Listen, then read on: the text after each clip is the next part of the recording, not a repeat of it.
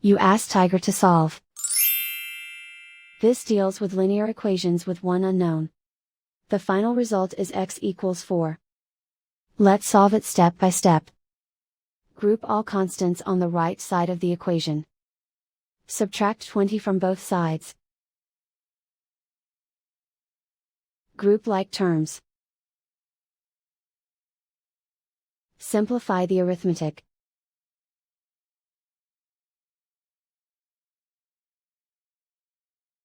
Isolate the x. Divide both sides by -6. Cancel out the negatives. Simplify the fraction. Cancel out the negatives. Find the greatest common factor of the numerator and denominator. Factor out and cancel the greatest common factor.